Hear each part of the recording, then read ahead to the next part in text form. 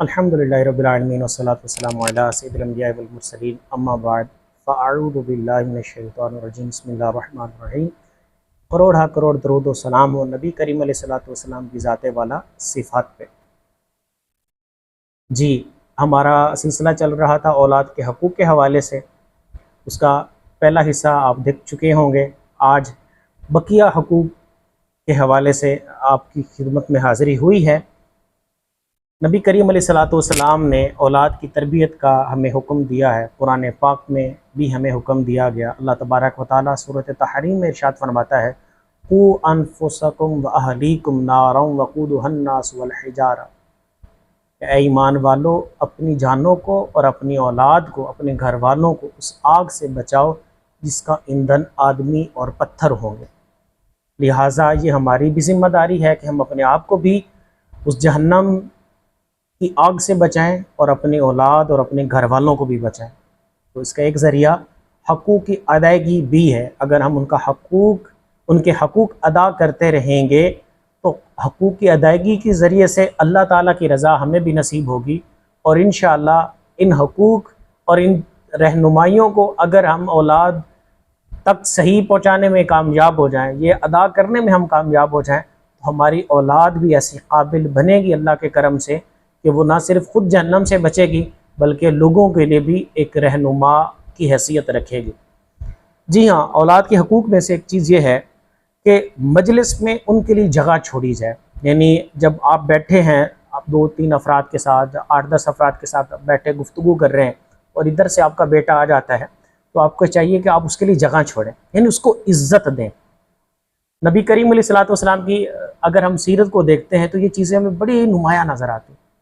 نبی کریم علیہ الصلوۃ والسلام کی بارگاہ میں جب حضرت بی بی فاطمہ زہرا رضی اللہ تعالی عنہا حاضر ہوتی تو نبی کریم علیہ الصلوۃ والسلام کھڑے ہو جاتے، ان کا جو ہے وہ ماتھا چومتے، ان کو اپنے پاس بٹھاتے تھے، ان کو جگہ دیتے تھے۔ اور خود نبی کریم علیہ الصلوۃ والسلام جب سیدہ فاطمہ زہرا رضی اللہ تعالی عنہا کے دولت خانہ پہ تشریف لے جاتے تو حضرت فاطمہ زہرا بھی نبی کریم علیہ الصلوۃ والسلام کے استقبال میں کھڑی ہو جایا کرتی، اور حضور علیہ الصلوۃ والسلام کے ہاتھ مبارک کو چومتی، حضور علیہ الصلوۃ والسلام کو جگہ دیتی۔ تو یہ اولاد کے حقوق میں سے بھی ہے، آپ ان کو عزت دیں، اللہ نے چاہا تو وہ آپ کو بھی عزت دیں گے۔ اگلا حق یہ ہے کہ مارنے برا کہنے میں احتیاط کریں، یعنی اولاد کو مارنے میں اور برا کہنے میں، ان کے برے نام لینا، بد دعائیں کرنا، یہ اچھا نہیں ہے۔ بعض اوقات مرد حضرات بھی اور عورتوں میں یہ چیز بد نصیبی سے زیادہ دیکھی جاتی ہے کہ اپنے بچوں کو بہت برا کہتی ہیں، بد دعائیں کرتی ہیں، اور نہ جانے کیا کیا الفاظ بولے جاتے ہیں۔ ایک واقعہ میں نے کتاب میں پڑھا کہ ایک جو عورت تھی اس نے اپنے بچے کو کچھ بد دعائیں دی، لیکن وہ اس کے حق میں فوراً قبول نہ ہوئی بلکہ ان کی دعاؤں کو معلق کر دیا گیا۔ جب وہ بچہ جوان ہو گیا اور اب وہ ماں کی آنکھوں کا تارا بنا ہوا ہے، ماں کے دل کا سرور ہے، تو انہی بد دعاؤں کی وجہ سے اس بچے کا جوانی میں انتقال ہو گیا۔ تو یہ ماں باپ کی جو بد دعائیں ہوتی ہیں، ہم یہ نہ کہا کریں کہ نہیں ہم کون سا دل سے دیتے ہیں، دل سے نہیں دیتے تو زبان سے بھی نہ دینا، بد دعائیں نہ دیں، یہ ان کے حقوق میں سے ہے۔ اور ان کے حقوق میں سے یہ بھی ہے کہ جو مانگے، اگر جو وہ مانگے بر وجہ مناسب اچھے طریقے سے دے، یعنی جو چیز وہ مانگ رہے ہیں تو وہ اچھے طریقے سے ان کو دی جائے۔ اگر ان کے لیے وہ مناسب ہے، وہ چیز ان کے لیے ٹھیک ہے، ان کے لیے نقصان دہ نہیں ہے، تو ان کو اچھے طریقے سے دی جائے۔ ایسا نہیں کہ ہم چیزیں دے بھی رہے ہوں اور ساتھ 2-3 گالیاں بھی نکال رہے ہوں اور منہ بھی چڑھا رہے ہوں، تو ایسا نہیں، بلکہ اچھے طریقے سے، سلیقے سے۔ اولاد ہمیشہ ماں باپ سے سیکھتی ہے، اولاد ہمیشہ ماں باپ سے سیکھتی ہے۔ مسئلہ یہ ہوتا ہے کہ ہم یہ چاہتے ہیں کہ ہماری اولاد اچھی ہو، لیکن ہم اپنے آپ کو اچھا نہیں کرنا چاہتے۔ جب تک خود کو اچھا نہیں کریں گے نا، اولاد اچھی ہونا بڑا مشکل ہے، بڑا مشکل ہے۔ بہرحال آگے چلتے ہیں۔ پیار میں چھوٹے لقب، بے قدرے نام نہ رکھے کہ پڑا ہوا نام مشکل سے چھوٹتا ہے۔ یعنی پیار میں بھی بچے کے بے قدرے نام بڑے عجیب و غریب سے نام، میں مثالیں بھی نہیں دینا چاہوں گا، بڑے عجیب و غریب بے قدر نام، یعنی وہ عزت والے نام نہیں ہوتے، ایسے نام بولے جاتے پیار کا نام لے کے، اور بے قدری کی جاتی ہے پیار میں، مذاق میں بڑا عجیب و غریب ناموں سے پکارا جاتا ہے. تو ایسا نہ کیا جائے، کیونکہ یہ نام جب پک جاتے ہیں تو پھر چھوٹتے نہیں. اور ایسی مثالیں آپ کے علاقے میں بھی ہوں گی، ہمارے میں بھی ہیں.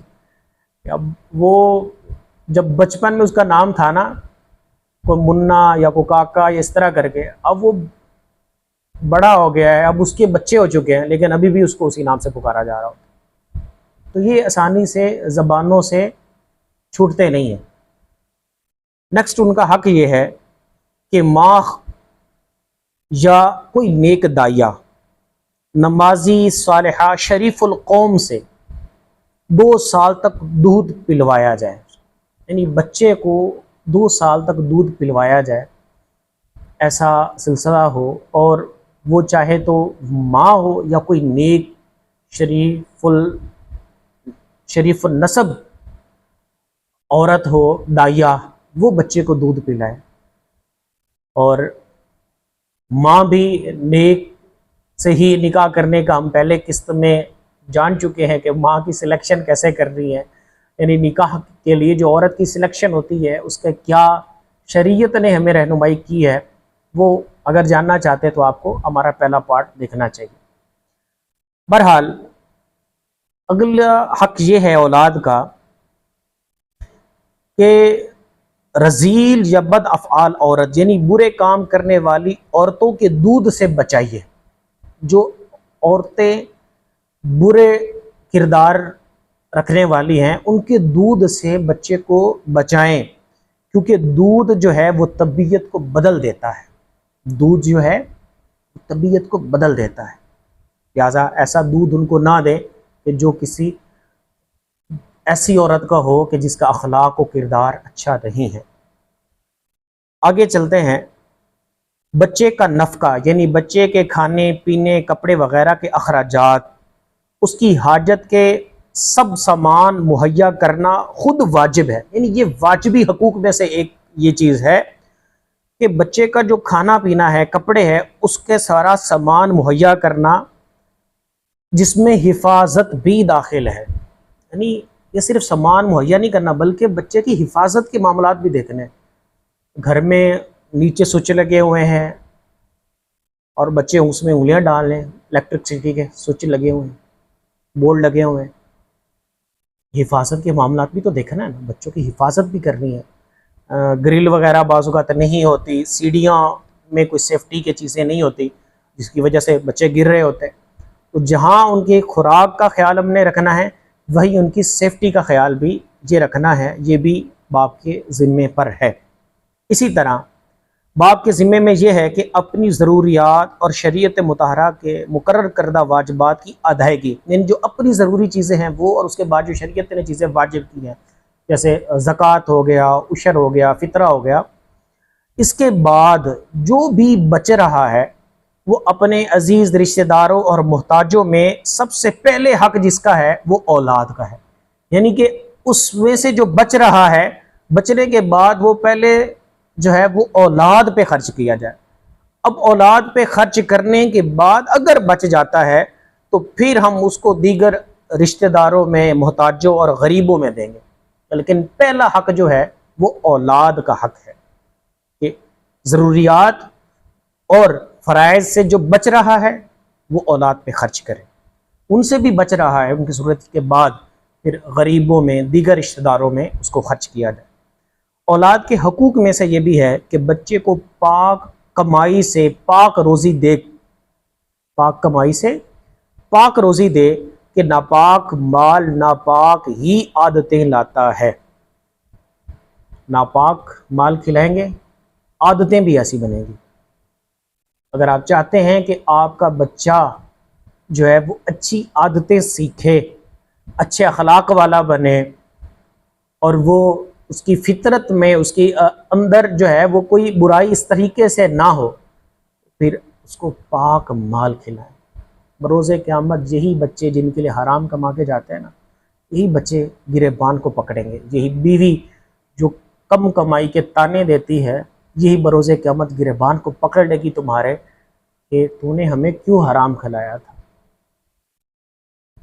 حرام سے اپنے آپ کو بچائیں۔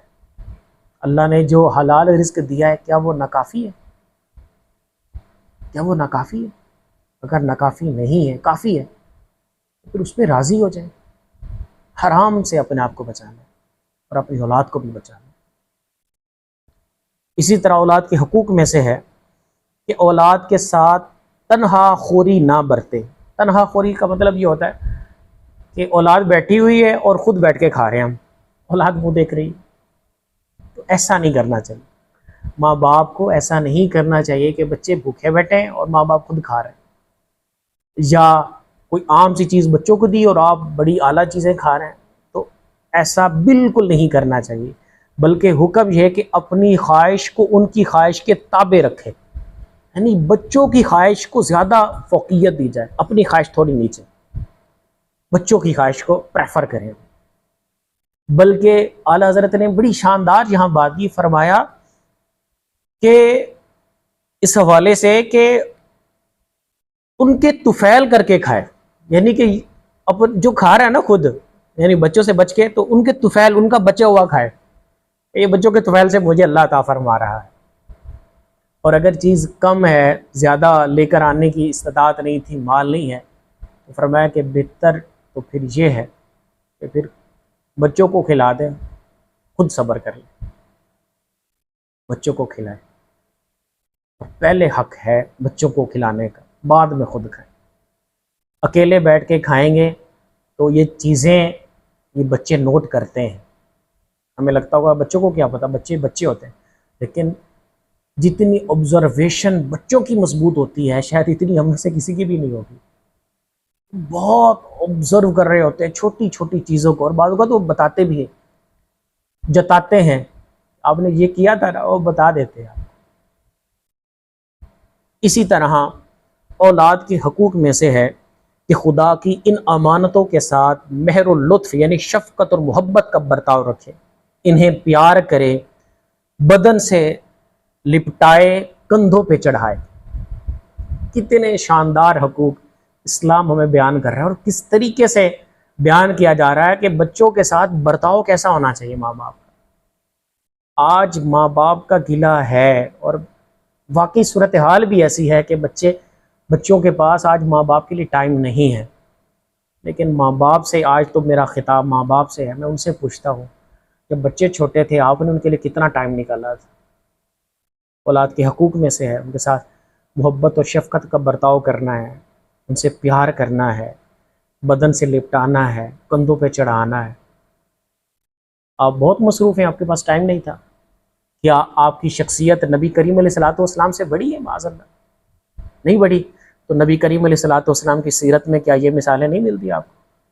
حضرت امام حسن مجتبیٰ سے، حضرت امام حسین رضی اللہ تعالیٰ عنہ سے جو حضور علیہ الصلوۃ والسلام کی محبت کا انداز تھا، حضرت امام حسین کو کندھوں پہ بٹھانا، سجدوں کا لمبا کر لینا، گودی میں بٹھانا، یہ سارے واقعات تو ملتے ہیں نا ہمیں۔ حضور علیہ الصلوۃ والسلام کا حضرت امام حسن اور امام حسین رضی اللہ تعالیٰ عنہما کو سینے سے لگا کر ان کو سونگھنا اور فرمانا کہ یہ میرے جنت کے پھول ہیں۔